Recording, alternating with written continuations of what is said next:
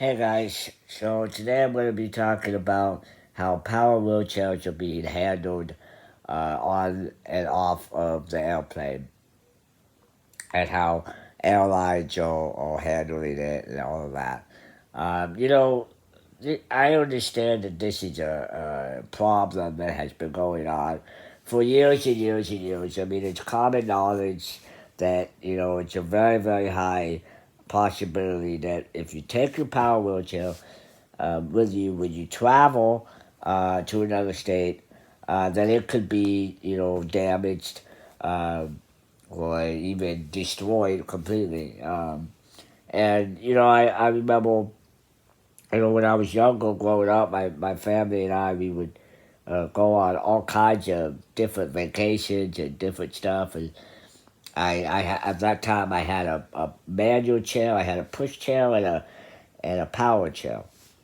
And I always, of course, wanted to take the power chair, but of course, my dad would never let me because you would always say that it could be that the airlines don't treat them right and they could be destroyed and all that. Well, I mean, I never really understood that because I just thought that it was another one of his power trip things that he was going on. But um, I started to see, as I got older, I started to see in the media and in the news about wheelchairs being destroyed.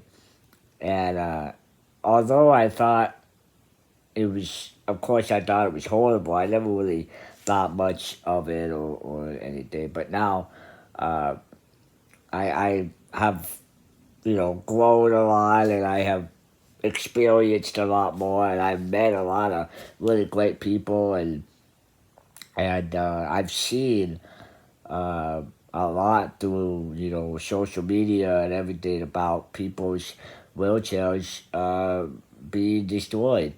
Um, I mean, it's mind blowing to me. I have no words to express how horrible that is. I'm like speechless. Um, there was a few weeks back. There was a woman. She had she was traveling somewhere. She had a power wheelchair, and she went with Delta Airlines, and supposedly her wheelchair had been damaged, had been broken. It was actually in social media. There was video of these two airline guys trying to unload this woman's power chair off the plane, and during them doing that, they broke it or damaged it, um, and it's just not only is it shocking, but it's just so devastating. I mean, speaking from personal experience with going out and experiencing the world and traveling and whatever it might be, if it's for business or for um, pleasure or whatever it might be. Um, and it's just really, really awful that it happens. I mean, we're talking about not only is when you break somebody's power wheelchair that they use, you're also breaking them. You're breaking the person themselves, because now you've destroyed their freedom, their happiness, their mental health. You've damaged that. Um, I mean, there's just a lot of stuff that gets affected by doing that, and I think that um, I think for me, I get very frustrated because to me, of course, I don't have any experience in the airline industry, airports, airline, the air the airplanes, and how they walk, and how the policies, and how all the everything works. But um, To me, it just doesn't seem like a very hard concept.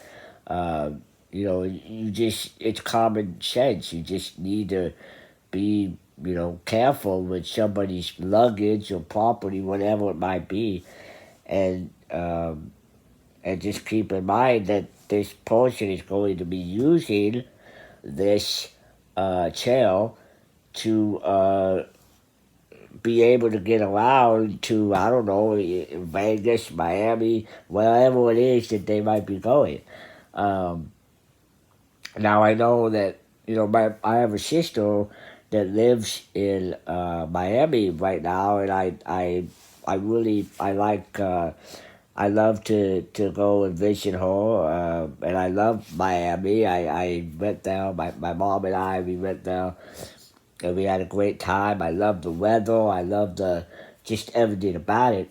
Um, it was a great time, and I did make an exception, and I did bring my manual chair uh, because it was kind of a short notice stage, so I agreed to just bring my manual chair. But I know that definitely.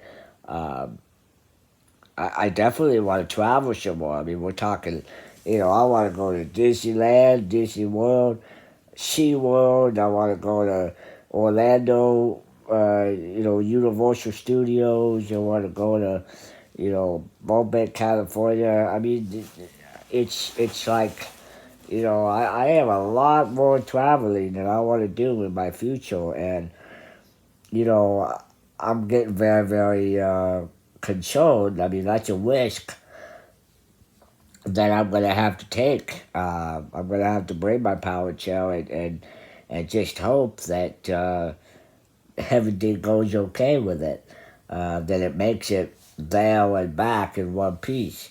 And it's just a real horrible thing that you have to have that on your mind. You have to be worried about that, and not only that, but these chairs cost so much. I mean, we're talking like a car payment for Christ's sake. Uh, and it's because of what they do, what they can do for people. Um, they bring freedom, they bring happiness, they bring, it's very difficult. People with physically disabilities.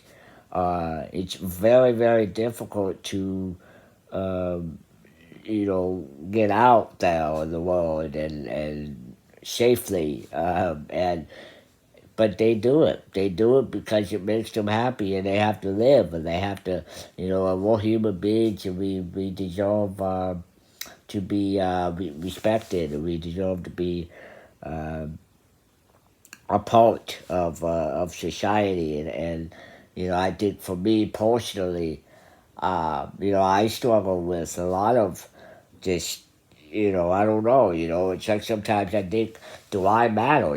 Does society care if I make it from one place to another in one piece? Or, do they care if I get the right tools or resources or whatever I might need to help me live a good quality of life? And sometimes um, I don't feel that society really cares, and I don't feel um, that I matter.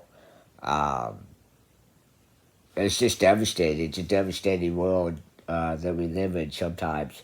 The world is very awesome. It's a great country. I love America. I love living life, but sometimes there's certain people in it that make it very, very difficult. And I just, I guess it's kind of like a message for airlines, is that you need to remember that, people that come in with disabilities, they are people too, and they're a part of society, they're a part of country, and you really do need to take it seriously and be very careful when they bring in a power chair or walker or whatever it is that they might need to bring with them to travel.